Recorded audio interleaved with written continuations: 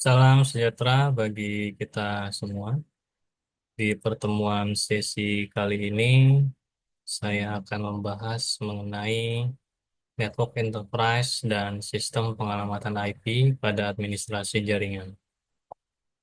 Sebagai dasar di dalam mempelajari network administration, perlu kita pelajari dan kita pahami terlebih dahulu konsep dan prinsip-prinsip pada saat kita merancang sistem jaringan enterprise. Selanjutnya di dalam modul ini juga akan dibahas tentang sistem pengalamatan IP, baik yang IP versi 6 ataupun IP versi 4. Di dalam bagian ini juga mempersyaratkan kepada Anda yang sudah menguasai konversi bilangan desimal dan heksadesimal ke dalam bentuk sistem bilangan biner ataupun sebaliknya.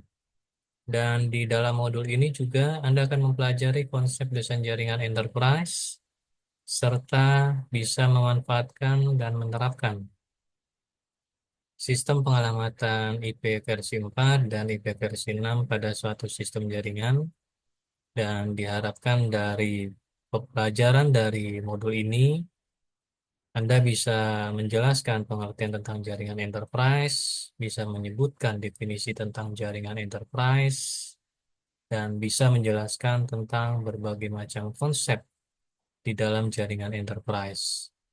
Lalu Anda juga diharapkan mampu merancang desain jaringan enterprise dan bisa menjelaskan pengelamatan IP versi 4 untuk jaringan enterprise, bisa menjelaskan untuk pengelamatan IP versi 6 untuk jaringan enterprise, serta penggunaan di dalam pengelamatan IP versi 4 dan penggunaan pengelamatan di IP versi 6 untuk jaringan enterprise.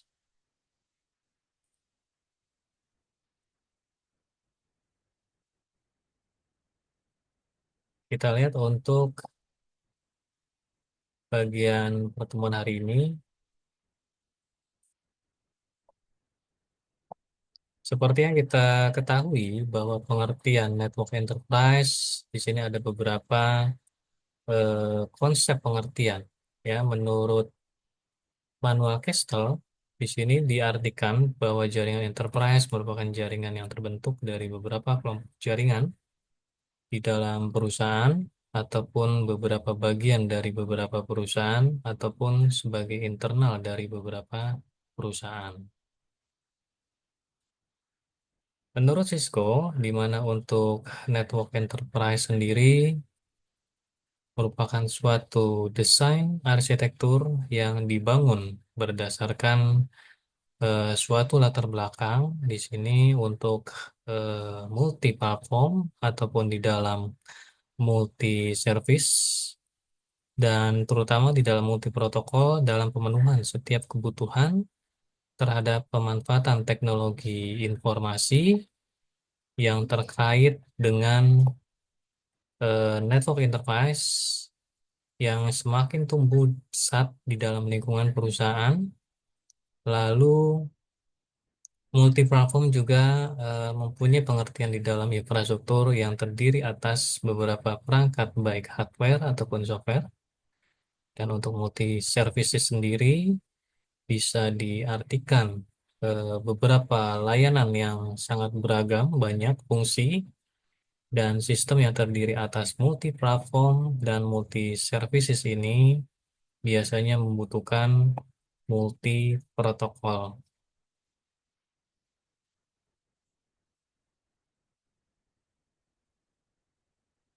Nah, pada saat ini, seperti yang kita ketahui, pemanfaatan terhadap teknologi, ya, yang semakin tinggi,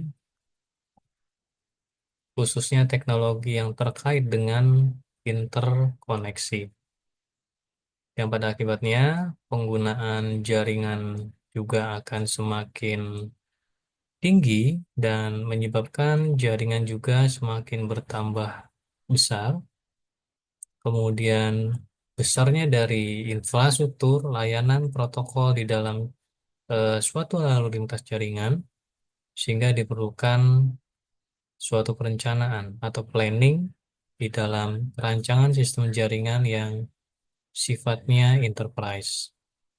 Di dalam merancang suatu jaringan, terlepas dari ukuran tadi persyaratan jaringan, ataupun berbagai macam faktor fundamental untuk penerapan implementasi yang benar dari setiap jaringan adalah dengan mengikuti beberapa prinsip-prinsip ya teknik terstruktur di sini seperti yang kita lihat ada beberapa prinsip, ada teknik terstruktur hierarki, modular, resistansi, dan resilient. Lalu kemudian ada teknik terstruktur fleksibel, di mana setiap bagian ya dari setiap teknik ini mempunyai teknik struktur yang berbeda-beda. Untuk yang hierarki, seperti yang kita tahu bahwa model jaringan hierarki merupakan rancangan di dalam infrastruktur jaringan yang membagi masalah kompleksitas dari desain jaringan menjadi beberapa area yang lebih kecil dan lebih mudah untuk dikelola. Itu di dalam teknik terstruktur berdasarkan prinsip hierarki. Lalu kemudian berdasarkan prinsip teknik terstruktur modular, dan bisa diartikan di sini bahwa desain arsitektur modular dengan mudah untuk mendukung pertumbuhan dari sisi perubahan bisnis dari perusahaan, juga menyangkut dari perubahan jaringan. Nah, dengan memisahkan dalam modul berbagai fungsi yang ada di dalam jaringan, maka pengembangan jaringan di dalam perusahaan itu menjadi relatif lebih mudah. Terdapat beberapa modul, antara lain ada terdapat blok layanan, ada kemudian data center, dan beberapa perimeter internet yang lain.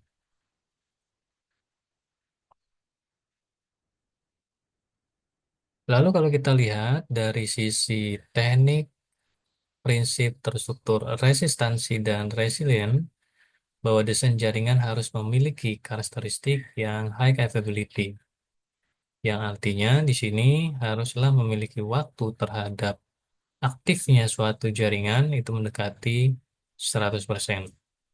Jaringan harus bisa tersedia, bisa dipergunakan, ya baik dalam kondisi normal ataupun dalam kondisi yang abnormal, seperti mungkin terjadinya kegagalan hardware ataupun dari sisi kegagalan software. Nah, itu yang dilihat dari sisi teknik, resistansi, dan resilient.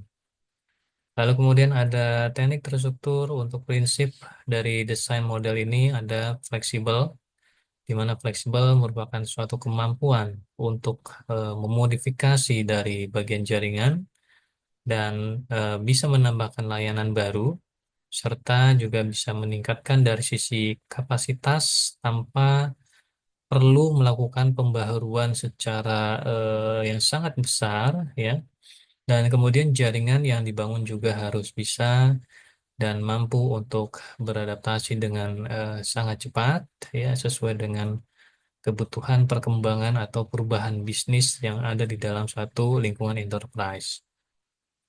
Nah, kalau kita lihat desain jaringan model hierarki dirancang terdiri atas beberapa lapisan ya untuk menyederhanakan dari sisi arsitektur.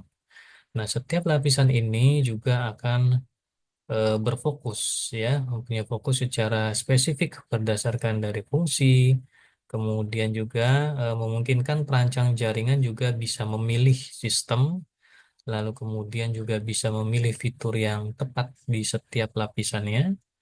Lalu di model ini juga bisa menyediakan kerangka modular yang memungkinkan fleksibilitas di dalam proses penerapan dan kemudian dari sisi pemecahan masalah desain fasilitas jaringan. Nah, salah satu arsitektur jaringan yang mempergunakan model hierarki ini adalah arsitektur di dalam jaringan Cisco. Yang secara fundamental di sini membagi jaringan ataupun blok modular ke dalam beberapa lapisan. Seperti ada lapisan akses, kemudian ada lapisan distribusi, lalu ada lapisan core atau backbone. Di mana untuk lapisan akses sendiri menyediakan akses terhadap jaringan untuk kelompok kerja ataupun untuk penggunanya. Nah, perangkat jaringan di sini di lapisan akses dipergunakan untuk memberikan akses kepada pengguna, kepada server, kemudian ataupun kepada perangkat edge yang lainnya ke dalam jaringan. Kemudian juga lapisan akses ini umumnya juga menghubungkan antara perangkat switch ya dengan beberapa workstation, lalu menghubungkan juga dengan server, printer, atau mungkin juga dengan access point wireless ya. Ini yang terjadi di dalam lapisan akses. Lalu kemudian di lingkungan wide area network, lapisan akses juga mempunyai akses terhadap untuk perangkat telekomuter ataupun remote site ya, menyediakan akses ke jaringan perusahaan melintasi teknologi dari wide area network. Dan di lapisan akses ini juga merupakan lapisan yang paling kaya fitur di dalam jaringan yang mencakup ada teknologi terkait dengan keamanan, kemudian terkait dengan akses kontrol ya, dan kemudian terkait dengan beberapa fitur-fitur teknologi yang lain. Nah, ada beberapa fungsi di sini untuk lapisan akses, di antaranya seperti yang bisa kita ketahui ada lapisan akses di layer 2 switching, kemudian terkait juga fungsi availability-nya tadi, kemudian ada port security yang terkait dengan keamanan teknologinya, klasifikasi dan penandaan dari quality of service atau QoS, dan pemeriksaan dari sisi address resolution protocol, dari sisi protokol IRP. Kemudian ada di fungsi lapisan akses ini juga ada yang namanya VACL atau Virtual Access Control List. Lalu kemudian ada penerapan untuk Virtual Local Area Network atau VLAN.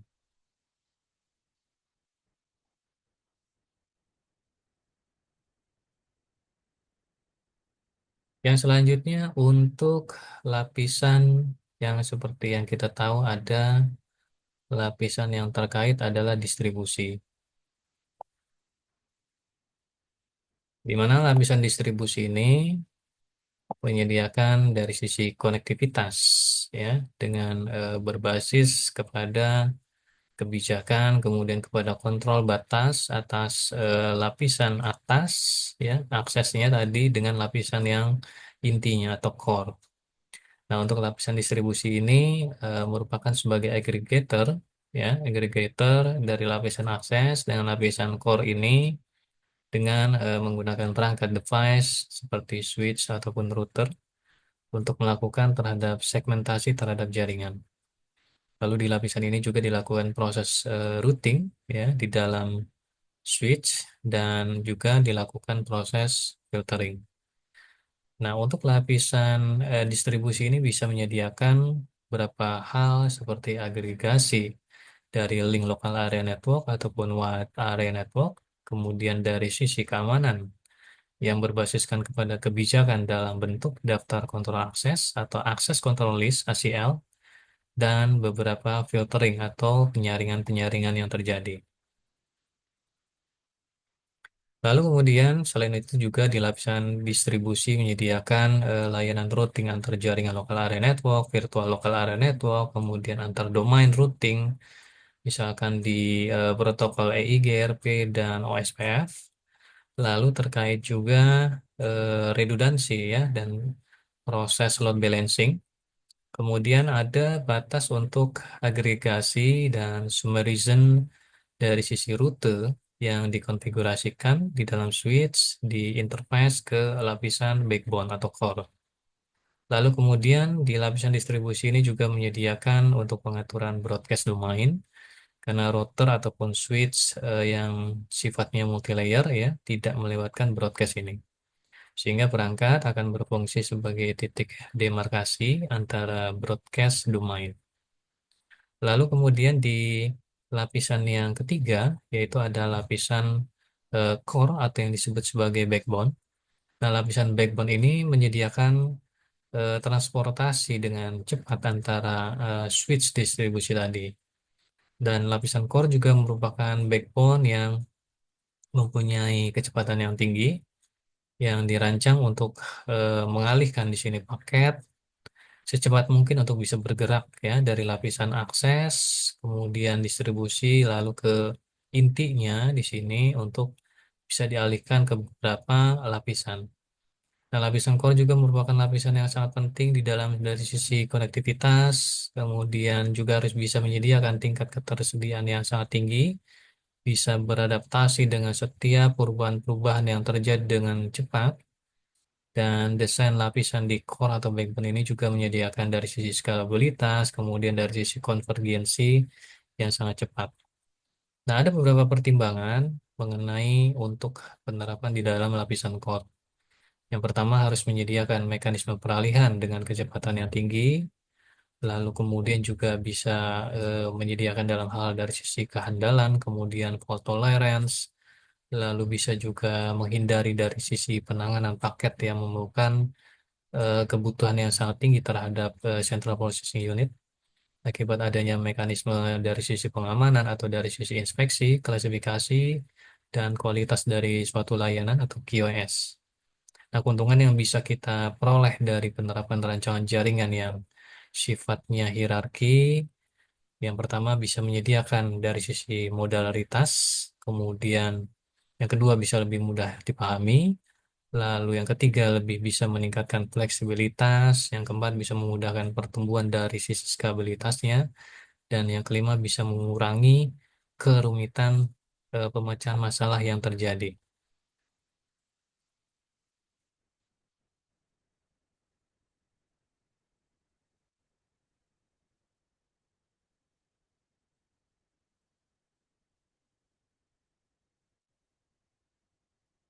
Oke, selanjutnya untuk desain hierarki sendiri, tiga tingkat. Kalau kita lihat, kita bisa memaksimalkan ketersediaan dari sisi jaringan, lalu kemudian mempunyai suatu kemampuan untuk mengukur desain jaringan. Namun untuk jaringan yang mungkin sifatnya kecil, ya, sifatnya kecil di sini dan tidak berkembang dengan pesat, dapat menggunakan desain hierarki dua tingkat. Nah, pada desain tadi, dua tingkat, lapisan core dan distribusi digabungkan menjadi satu lapisan. Dan mungkin lebih praktis ya dan lebih efisien dengan tetap mempertahankan sebagian besar di sini untuk eh, manfaat dari model dengan jaringan hierarki.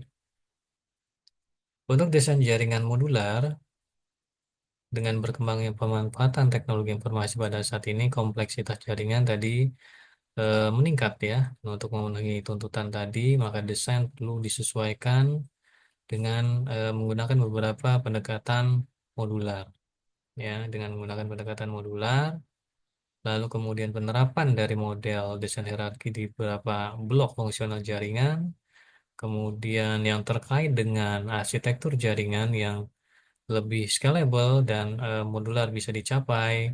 Nah, dari sisi arsitektur jaringan modular juga bisa menawarkan fleksibilitas desain yang cukup tinggi dan membuatnya bisa lebih responsif ya terhadap kebutuhan bisnis yang terus berkembang di dalam suatu perusahaan. Maka di sini desain jaringan modular membuat jaringan dikelola dengan melakukan isolasi domain, kemudian ada isolasi domain kesalahan dan pola lalu lintas yang lebih deterministik, yang pada akibatnya di sini perubahan dan peningkatan jaringan juga bisa dilakukan dengan cara terkontrol dan bertahap, sehingga sini memungkinkan stabilitas, fleksibilitas yang lebih besar di dalam pemeliharaan di dalam pengoperasian jaringan.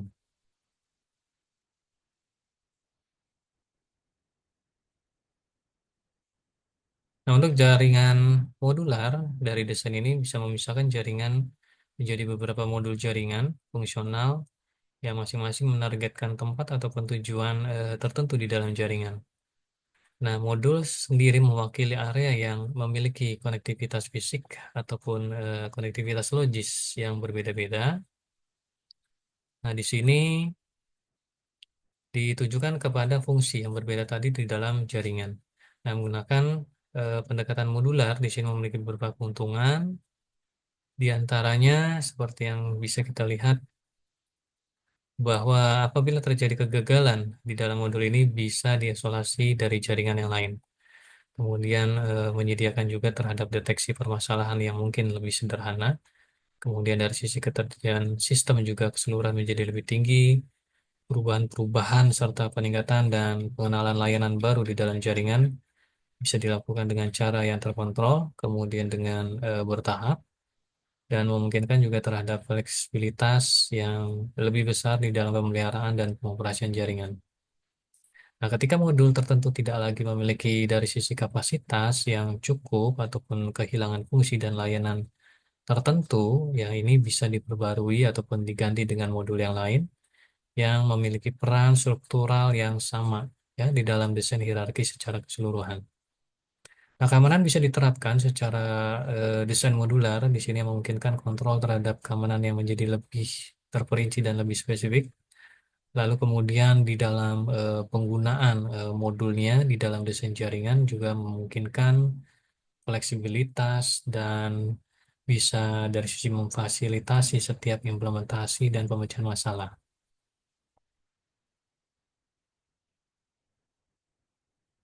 Lalu di dalam jaringan modular juga terdiri atas beberapa modul yang saling terhubung satu dengan yang lain, ya dengan jaringan core-nya, backbone-nya. Di antaranya ada yang dikenal sebagai akses distribution atau dikenal juga dengan istilah blok distribusi. Kemudian ada services merupakan blok yang umumnya dipergunakan untuk mengidentifikasikan layanan-layanan. Kemudian ada data center, di sini juga dikenal dengan istilah server farm. Blok inilah yang nanti akan bertanggung jawab untuk pengelolaan, kemudian dalam pemeliharaan banyak sistem data yang sangat penting di dalam kaitannya dengan pengguna yang mengandalkan kepada data dan sumber daya di pusat data untuk bisa membuat dan bisa berkolaborasi dan bisa berinteraksi secara efektif. Lalu kemudian ada Enterprise Edge, di sini merupakan suatu blok yang terdiri atas ujung jaringan internet, kemudian dan wide area network, serta blok ini bisa menawarkan dari sisi untuk konektivitas ke layanan suara ataupun video dan data di luar jaringan internal. Nah, kalau kita lihat gambarannya seperti ini, ya,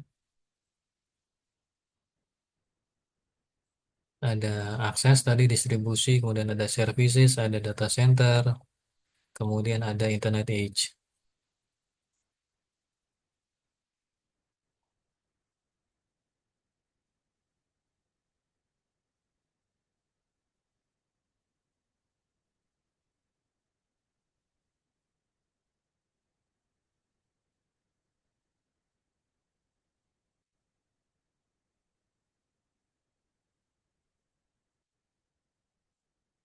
Oke, selanjutnya kita akan membahas mengenai sistem pengelamatan IP atau Internet Protocol.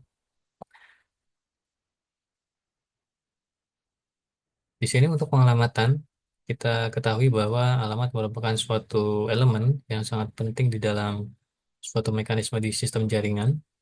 Alamat merupakan identitas, ya, suatu identitas di dalam suatu jaringan berupa angka dari suatu host dan dari jaringan bisa dikenali ya dan bisa saling berkomunikasi dengan melalui sistem pengelamatan ini.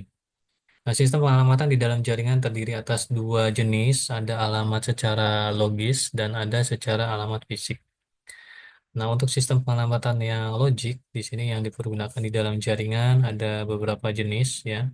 Tetapi yang pada umumnya dipergunakan adalah sistem pengelamatan IP atau yang kita kenal dengan istilah Internet Protocol. IP di sini adalah merupakan suatu protokol di dalam mekanisme di dalam jaringan internet yang dipergunakan supaya komputer itu bisa saling berkomunikasi. Lalu kemudian IP bekerja di dalam layer network di dalam lapisan OSI layer dan kemudian sifatnya juga connection list protocol dan sistem pengelamatan IP ini digunakan pada saat ini terdiri atas dua versi ya. Yang lama adalah versi 4, Internet Protocol versi 4 dan yang terbaru adalah IP versi 6. Nah, untuk sistem pengalamatan IP di versi 4 adalah dengan menggunakan sistemnya bilangan desimal yang terdiri dari atas angka 0 dan sampai 255. Sistem pengalaman IP versi 4 ini merupakan suatu alamat yang dibentuk dari 32 bit bilangan biner, ya, yang terdiri dari 8 bit untuk network ID, lalu kemudian ada 8 bit dan 8 bitnya lagi yang merupakan bagian dari host ID. Ya, terdiri dari 4 bagian yang masing-masing tadi yang saya bilang adalah 4 bagian dan setiap bagiannya adalah 8 bit.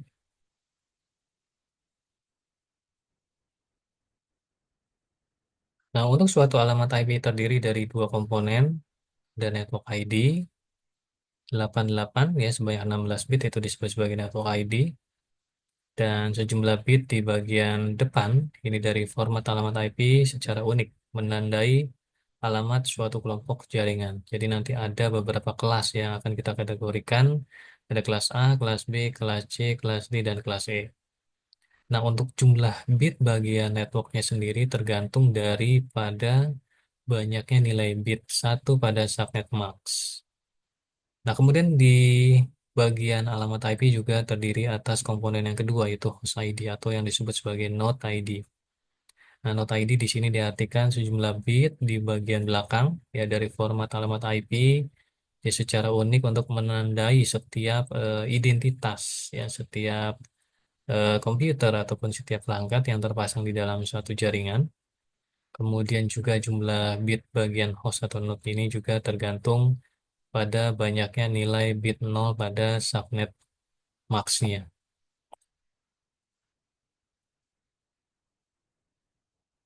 Nah, kalau kita contohkan seperti yang kita lihat di dalam contoh yang pertama, ada IP di sini 192.168.10.5. Nah, kalau kita konversikan ke bilangan biner, menjadikan seperti yang terlihat ya di sini untuk 192-nya 1100000000. Untuk yang biner 168, kemudian biner yang 10 dan biner yang 5. Kemudian untuk SM, subnet max, ini kelas C ya, 255, 255, 255, ini untuk bilangan desimalnya. Dan ini kita konversikan ke bilangan biner menjadi 1, 1, 1, 1 ya, sebanyak 8 bit, 8 bit, 8 bit untuk network ID-nya.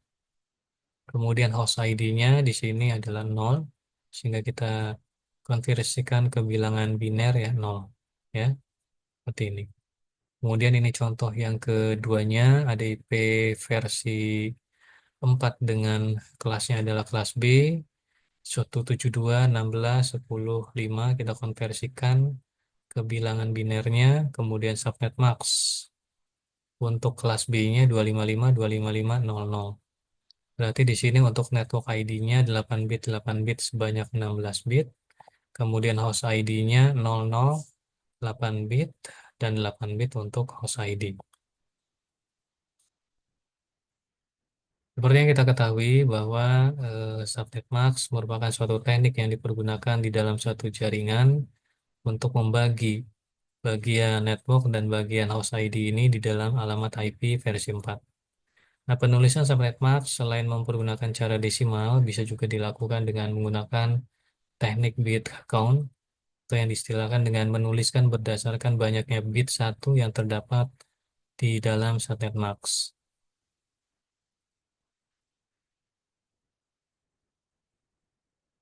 Nah, kalau kita lihat untuk contohnya, subnet max di kelas C ya, 255.255.255.0. Di sini ada istilahnya garis miring 24. Garis miring ini diistilahkan sebagai prefix ya. Banyaknya bit 1 kalau kita konversikan jadi bilangan biner 255, 11198, 1198, 1198 sehingga total dari ujung kiri sampai ke bagian 255 terakhir ini ada 24 bit. Ya, ada 24 bit, sisanya ada 8 bit sehingga total ada 32 bit. Kemudian untuk kelas B-nya 255, 255, 00 kita konversikan ke bilangan biner 255, konversikan sehingga didapatkan untuk network ID 8 bit di sebelah kiri 8, di sebelah kanannya network ID 8 sehingga total ada 16 bit. ya. Kemudian ada kelas A-nya di sini dengan prefix 8, sehingga kalau kita dapatkan konversi bilangan biner dari 255, satunya sebanyak 8, 8 bit, sisanya 0 semua, ya, untuk dari sisi host ID-nya. Ya, sehingga network ID-nya di sini mempunyai network ID-nya prefixnya 8. Ya, dan host ID-nya ada 24. Nah, kalau kita lihat IP address terbagi dalam 5 kelas. Untuk kelas A dimulai dari 1 ya sampai dengan 126, 255, 255, 255. Sedangkan 127 ini dipergunakan untuk broadcast address. Lalu untuk kelas B-nya dimulai dari 128, 255, 255, 255 sampai dengan 191, 255, 255, 255. Kemudian kelas C-nya dari 192, 255, 255, 255 sampai dengan 223, 255, 255, 255.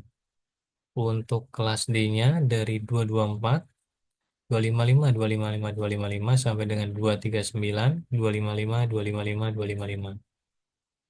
Untuk kelas yang terakhir ya, kelas E dimulai dari 240, 255, 255, 255 sampai dengan yang terakhir ya, untuk E-nya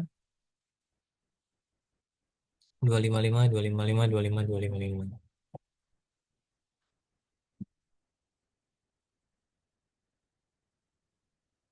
Dilihat dari administrasi alamat IP akan dibagi menjadi beberapa bagian ya. Ada alamat IP publik, kemudian ada istilahnya alamat IP privat ya. Untuk alamat IP publik sendiri diartikan biasa dipergunakan di dalam jaringan internet atau publik. Nah, penggunaan IP publik ini harus melalui proses registrasi ke suatu organisasi yang menangani masalah penggunaan IP agar tidak ada host yang memiliki alamat IP yang sama. Kemudian yang kedua ada alamat IP privat. Nah, alamat IP privat ini yang dipergunakan di dalam jaringan lokal. Penggunaannya tidak memerlukan suatu proses registrasi, dan alamat-alamat IP ini tergolong ke dalam IP privat seperti ada kelas A, ya, kelas B, kelas C. Nah, untuk kelas A sendiri dimulai dari awalnya itu adalah 10 ya, 255, 255, 255. Kemudian untuk kelas B-nya dari 172, 16 sampai dengan 31 ya, 255, 255, 255. Kemudian untuk kelas C-nya 192, biasanya dinotasikan ya 192.168 titik satu, mungkin dimulai dari 1 sampai dengan 255, 255, 255. Nah, itu gambaran mengenai IP private ya, IP private. Kemudian alamat yang termasuk di dalam kelas A, B, C juga biasa digunakan untuk mengalamati secara eksplisit suatu host sehingga penggunaannya perlu diatur ya oleh suatu subnet mask. Dan masing-masing di sini kelas memiliki subnet mask defaultnya. Untuk kelas A-nya subnet mask defaultnya adalah 255.000. Kemudian kelas B-nya 255, 255.000. Kelas C-nya 255, 255, 255.0. Nah, untuk alamat IP yang termasuk di dalam kelas D di sini digunakan untuk sistem pengalamatan secara multicast atau yang disebut sebagai alamat kelompok. Sedangkan alamat-alamat IP yang termasuk dalam kelas E di sini biasanya diperlukan untuk keperluan perangkat-perangkat militer ataupun mungkin dari sisi kebutuhan riset teknologi yang terkait dengan jaringan.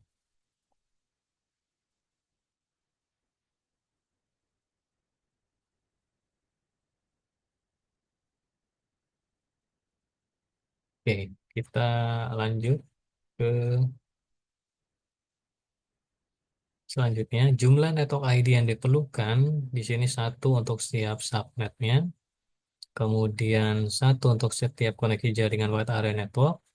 Jumlah host ID yang diperlukan dalam setiap subnet terdiri dari satu untuk setiap host, satu untuk setiap interface yang terdapat di dalam router, dan berdasarkan dari kebutuhan yang ada, di sini kita buatkan satu subnet mask untuk seluruhan jaringan, dan kemudian subnet ID yang sifatnya unik di sini untuk setiap segmen secara spesifik, dan kisaran dari host ID untuk setiap subnetnya.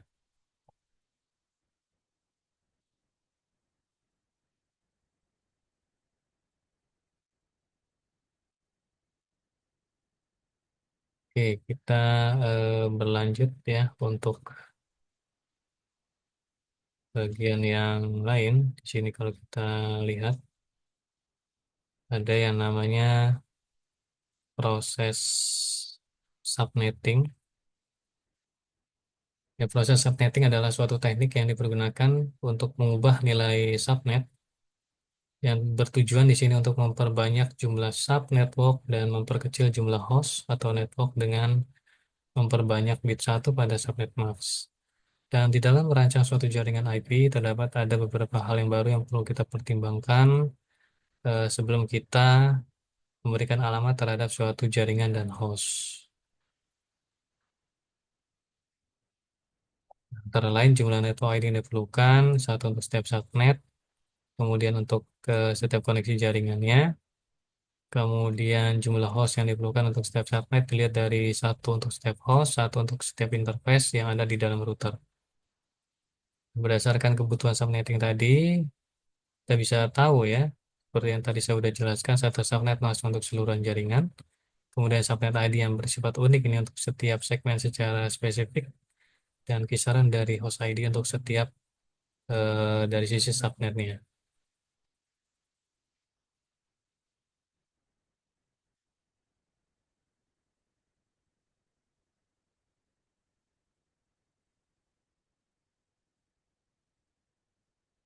Oke, saya mau share beberapa bagian ya, beberapa bagian di materi ini.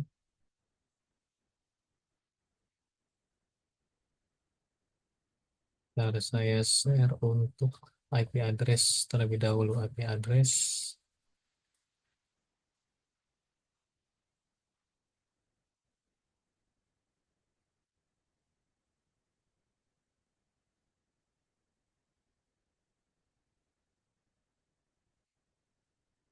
Oke, untuk IP address ada badan yang mengatur untuk pemberian IP address. Dan kemudian ada lembaganya juga untuk pengelolaan DNS. Nah, pendelegasian setiap nama domain internet ya di seluruh dunia, lembaganya adalah IANA, ya, singkatan dari Internet Assigned Number Authority. Nah, pemberian dari IP address ini dibagi menjadi beberapa daerah regional yang disebut sebagai Regional Internet Registry. RIR ini berdasarkan beberapa negara ya, beberapa negara. Contoh untuk Asia Pasifik di sini APNIC ya, Asia Pasifik, wilayah Asia Pasifik, kemudian ada ARIN ya, Amerika dan Sub-Sahara Afrika, kemudian ada Latin and Caribbean, mengenangani wilayah Amerika Selatan dan Kepulauan Karibia ya, Latin and Caribbean. Kemudian ada di wilayah Eropa dan di Afrika Utara. Ratio Internet Protocol Europe ya, Network Information Center ya, ini untuk menangani wilayah-wilayah Eropa. Kemudian dibagi lagi setelah membagi wilayah negara, dibagikan berdasarkan lokal di suatu negara. Untuk Indonesia sendiri mempunyai lembaganya yang dinamakan sebagai ABJI, ya, Asosiasi Penyelenggara Jasa Internet Indonesia, itu di Indonesia. Kemudian di China-nya ada China Network Information Center, di Jepang Japan Network Information Center, Korea, Taiwan, dan Vietnam, dan beberapa negara Asia yang lain. Nah, seperti yang kita tahu bahwa peralatan aktif di dalam jaringan komputer ada network interface card ya, atau kartu jaringan, ada switch, kemudian ada perangkat router, kemudian ada perangkat access point untuk WiFi, kemudian ada network kamera ya, dan beberapa komponen device jaringan yang lain. Nah, setiap komponen tadi pasti memiliki alamat address yang dinamakan sebagai MAC address, ya, untuk memberikan di sini identitas pengalamatan di setiap perangkat tadi agar bisa dikenali. Kemudian nomor ini juga sifatnya unik, ya, sifatnya unik yang berupa alamat hardware diberikan oleh identitas yang diberikan oleh pabrik tadi, ya, yang membuatkan untuk perangkatnya. Nah, agar pengaturan pemberian alamat tadi menjadi lebih mudah dan fleksibel, dipergunakanlah alamat logik yang kita kenal dengan Internet Protocol, yaitu IP. Nah, apabila di sini perangkat jaringan itu diganti, MAC address secara otomatis juga akan berubah, ya, sesuai dengan MAC address di peralatan yang barunya.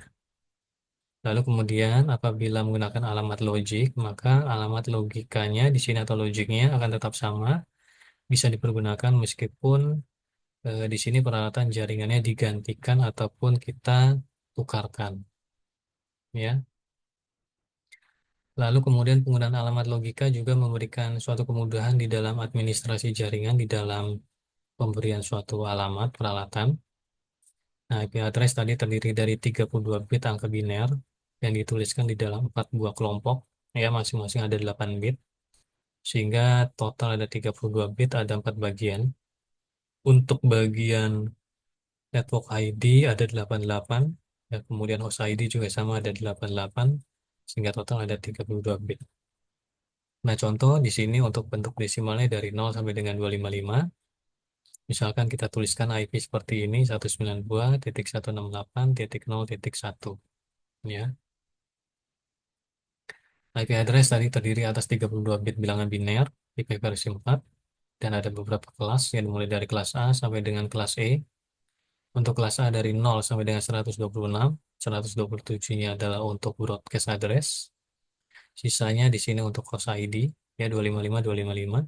Untuk kelas B-nya, untuk network ID-nya sebanyak 16, host ID-nya 16 bit, dimulai dari 128 sampai dengan 191. Kemudian kelas C-nya dimulai dari 192 sampai dengan 223 untuk network ID-nya sebesar 24 bit dan host ID-nya sebesar 8 bit. Untuk kelas D-nya dari 224 sampai dengan 239, ya. Ini untuk alamat multicast dan kelas E dari 240 sampai dengan 255, 255, 255. Nah, IP address terdiri dari dua bagian yang tadi saya bilang, ada network ID dan host ID. Network ID adalah menentukan alamat dari suatu jaringan.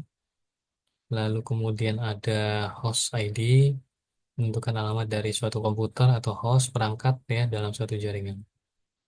Nah, untuk IP address sendiri memberikan alamat yang lengkap, ya, dari suatu komputer host yang merupakan gabungan dari nama network ID ataupun dari host ID-nya.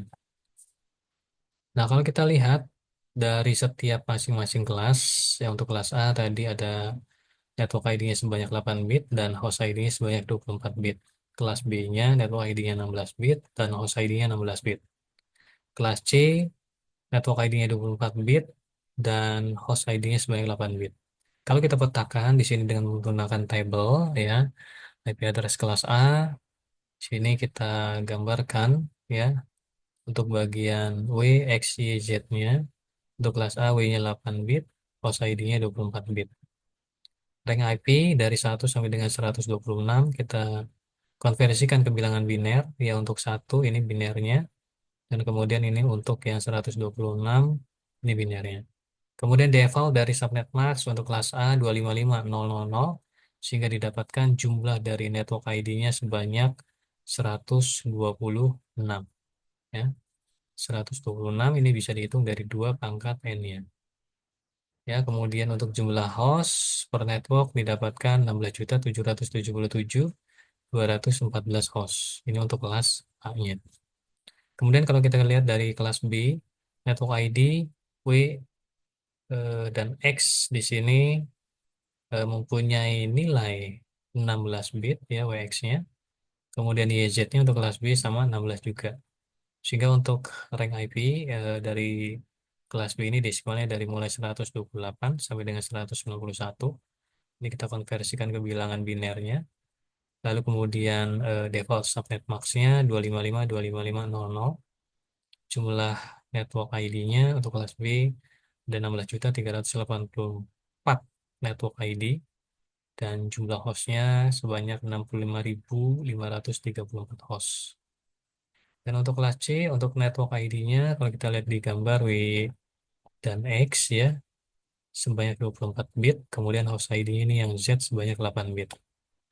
Kalau kita petakan untuk ring IP desimalnya dari 192 sampai dengan 223, range IP biner kita konversikan ke bilangan biner dari 192, kemudian ini kita konversi dari 223 ke biner. Default dari subnet max-nya 255, 255, 2550. Jumlah untuk network ID-nya ada 2.097.152 dan untuk jumlah host per network di dalam jaringan kelas C ada 254. Nah, untuk aturan pemberian IP address di sini nomor pertama dari NOC ID tidak boleh nilai 127 karena dipergunakan untuk broadcast address. Kemudian tidak boleh semuanya terdiri atas 255, tidak boleh diawali dengan 0, dan kemudian host ID sifatnya harus unik. Ya, tidak ada yang sama antara host ID di perangkat yang satu dengan host ID di perangkat yang lain. Nah, kalau kita gambarkan pemberian network ID contoh ya, untuk network ID di segmen yang pertama, ini ada segmen yang kedua, dan ini ada segmen yang ketiga. Untuk segmen yang pertama di sini penggunaan di kelas A, yang kedua adalah penggunaan di kelas B, karena 17216 ini kelas B. Kelas A yang diawali dengan 10, sedangkan kelas C di sini eh, awalnya itu 192.168. Ini kelas kelas C. Nah, untuk pemberian IP address ada yang kita kenal tadi statik dan dinamik. Kalau yang statik di sini kita memberikan alamat IP dengan memasukkan alamat IP-nya secara manual. Sedangkan kalau yang secara otomatis atau dinamik, pemberian alamatnya ini diberikan secara otomatis oleh perangkat, ya biasanya dipergunakan untuk konfigurasi DHCP, ya Dynamic Host Configuration Protocol. Nah, ini kalau di dalam setting kontrol panel di dalam Microsoft Windows ya, untuk di bagian jaringannya, ini kita bisa settingkan untuk secara manualnya atau statiknya kita isikan IP address, subnet max-nya kelas apa, misalkan kelas C, default gateway-nya kita eh, keluar ya internet, kemudian preferred DNS dan alternate DNS ini biasanya diberikan oleh vendor dari ISP yang kita pergunakan. Kemudian kalau yang pengaturan IP address secara otomatis kita pilih bagian atas di sini yang obtain and IP address automatically. Dan kemudian kalau setelah kita melakukan konfigurasi, kita melakukan tes ya, kita cek apakah sudah benar, kita pakai IP config ya sehingga muncul semua data-data yang terkait konfigurasi dari jaringan kita. IP address dari setiap perangkat, ya kemudian subnet max-nya dan kemudian default gateway supaya kita bisa internet keluar. Nah, seperti yang kita tahu bahwa alamat IP ada alamat IP address yang sifatnya public ya untuk internet, kemudian ada yang sifatnya privat. Nah, kalau yang sifatnya privat ini yang dikenal sebagai istilah local area network dan berdasarkan rekomendasi untuk dokumentasi RFC atau Request for Command dengan nomor 1916 sampai dengan 1918 ya. Untuk privat network ID-nya dimulai dari 10.000, kemudian subnet max-nya 255.000. Rank IP address dari 10 sampai dengan 255, 255, 254. Kemudian ada kelas B-nya 172.16.00. Subnet max-nya 255, 255.00. Ya, dimulai dari range IP address-nya 172.16.01 sampai dengan 172.16.255.254. Kemudian kelas C-nya 192.168.00. Subnet max-nya 255, 255, 255, 2550. Kemudian range IP address-nya 192.168.01 sampai dengan 192.168.255.254. Oke, ini untuk penjelasan dari IP address. Kemudian saya akan share mengenai subnettingnya tadi ya, cara membagi beberapa subnet. untuk beberapa jaringan yang ada di dalam jaringan enterprise. Nah, kalau kita lihat subnetting cara cepat, ini kita bisa menggunakan perhitungan dengan menghitung dengan manualnya, kemudian bisa dengan menggunakan IP kalkulator. Nah, seperti yang kita ketahui bahwa IP versi 4 tadi terdiri dari 32 bit, terdiri dari network ID dan host ID. Ya. Nah, untuk subnetting ini adalah metode yang dipergunakan untuk mengorbankan sebagian bit host ID untuk dipergunakan pembuatan network ID tambahan. Nah, perhitungan dari subnet akan meliputi 5 hal. Yang pertama, subnet max yang baru hasil dari subnetting.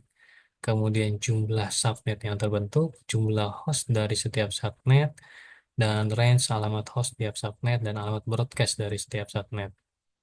Nah, subnetting bisa diterapkan di dalam jaringan alamat IP, class full ataupun class lane, dengan menggunakan notasi CIDR atau class list, interdomain routing.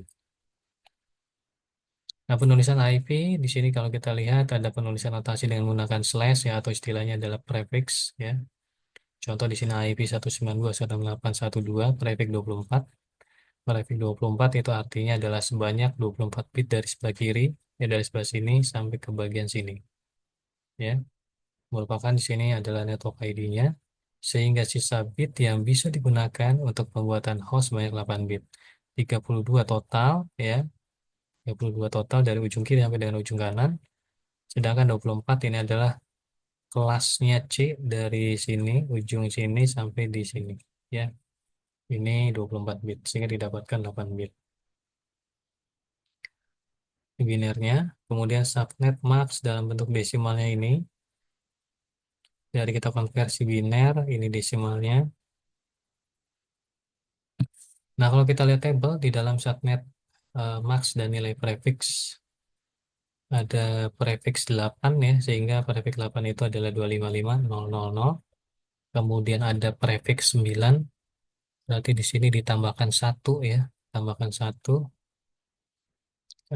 sehingga 111 untuk 255 sebagai 8 bit, kemudian 10000. Ya, ini untuk yang nilai 128. Kemudian 000.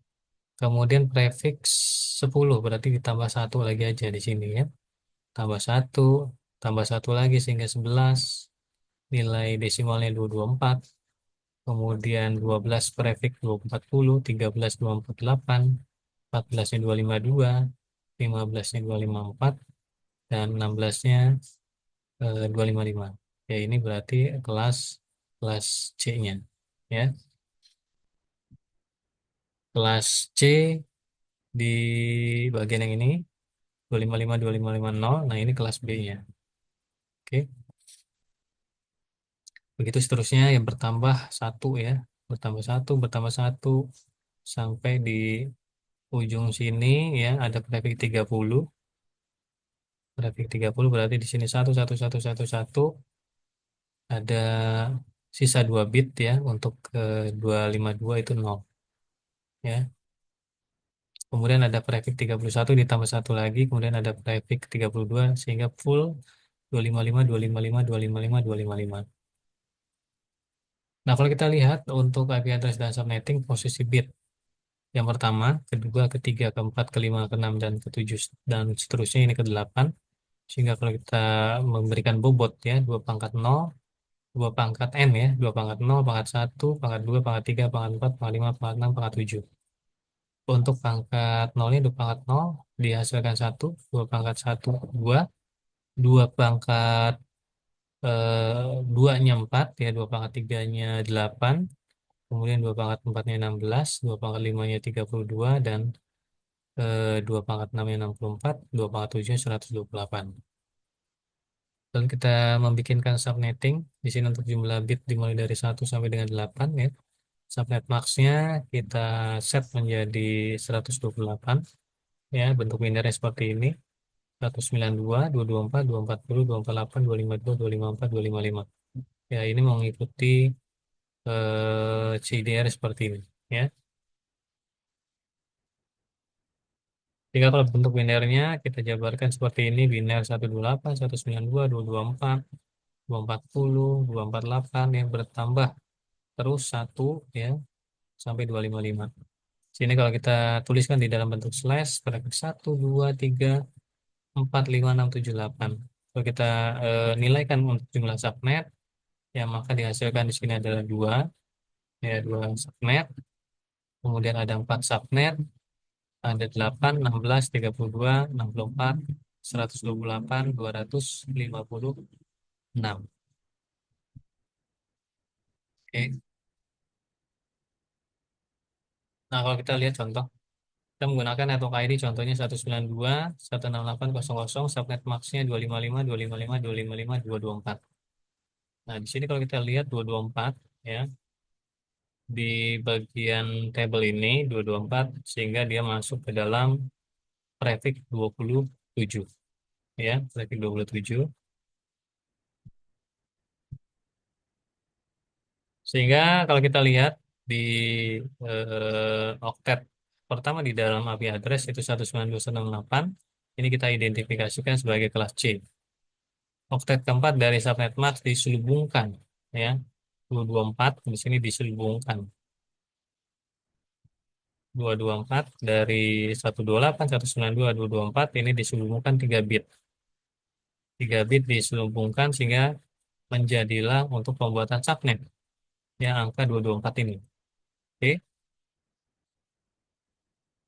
Lalu kita bisa menghitung jumlah dari subnet yang bisa terbentuk menggunakan rumus 2 pangkat n, di mana n adalah jumlah bit yang disubungkan tadi. Tadi kita ketahui bahwa 224 didapatkan selubungnya adalah 3 bit, ya 3 bit di sini.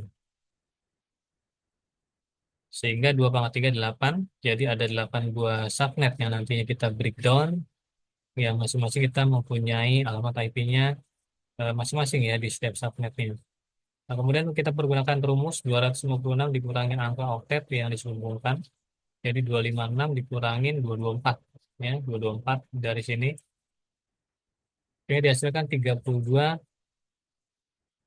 kelipatannya. Ya, kelipatan 32. Maka didapatkan kelompok subnet yang baru yang bisa dipergunakan dengan kelipatan angka 32 dan tidak boleh melebihi angka 224.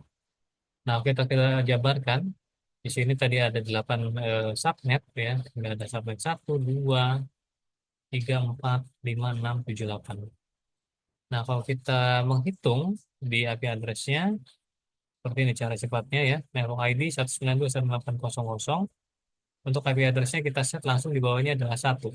Ya, 1. Kemudian IP broadcast. Ya, tadi kan kelipatan 32. Ya, kelipatan 32. Berarti di sini kita menggunakan kelipatan 32. Ya, kelipatan 32-nya. Sehingga di sini kita tuliskan 32 kelipatannya, ini dikurangin 1, ya ini dikurangin 1. Seperti itu untuk mudahnya. Ini subnet yang kedua dimulai dari 32. Kelipatannya ke subnet yang ketiga, yang ini berarti ada 64. Di atasnya 64 kita kurangin aja 1, 63 untuk didapatkan IP broadcast-nya. Kemudian untuk IP address-nya kita kurangin lagi 1 menjadi 62. Ya. Begitu seterusnya untuk subnet yang keempat kita tambah 32 lagi sehingga didapatkan 96, ini kurangin 1, 95, kurangin 1, 94. Kalau yang di sini berarti ditambah 1, 64, ditambah 1, 65. Ini untuk mendapatkan IP address subnet yang ketiga. Kemudian untuk subnet yang keempat ditambahkan lagi 32 bit ya. 64 tambah 32 dihasilkan 96. Di sini dikurangin 1, 95. Kemudian dikurangin 194. Kalau yang subnet yang keempat ditambah 1, 97. Kelipatannya lagi 96 berarti didapatkan 128. Ini dikurangin 1, 127. Dikurangin 1, 126. Ya, seperti itu penghitungannya. Kemudian 128 ditambah 32 bit, 160 dikurangin 1, 159, kurang 1, 158. Nah, ini ditambah 1, 129. Begitu seterusnya sampai dengan pembentukan subnetnya di subnet yang ke-8. Ya 192 tambah 32 224 dikurangi 1 223 dikurangi 1 222. Ini ditambah 1 193 ya. Kemudian yang 224-nya terakhir 225 0 254 Roketnya 255 dan soket maksnya dimulai 255. Nah, catatan penting untuk kita pahami, teknik yang kita pergunakan untuk menghitung jumlah subnet sama dengan teknik yang dipergunakan untuk menghitung jumlah host. Nah, namun di sini karena host ID di dalam bentuk biner tidak boleh nol semua, ya, network ID-nya atau satu semua alamat broadcast. Nah, sedangkan untuk alamat subnetnya di sini boleh. Maka rumus keduanya akan menjadi berbeda. Nah, rumus untuk menghitung jumlah subnet adalah 2 pangkat n. Rumus untuk menghitung jumlah host ID yang dapat digunakan adalah 2 pangkat n min 2. Yakni kita kurangi dengan 2, karena kombinasi biner 0 ataupun 1 semuanya tidak bisa dipergunakan. Lalu kita juga bisa menyambungkan tadi 2 ataupun lebih dari bit host ID untuk menentukan network ID-nya. Baru selama masih tersedia untuk bit host ID yang bisa kita sebutkan. Oke, contoh. Di sini kita punya alamat IP kelas C, network ID-nya seperti ini, ya.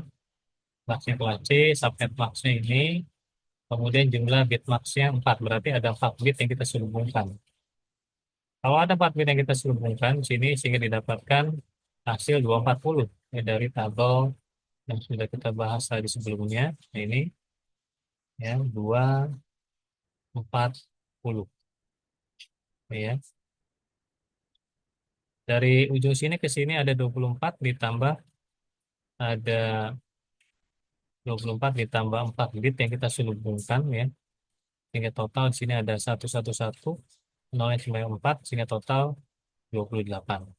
Oke.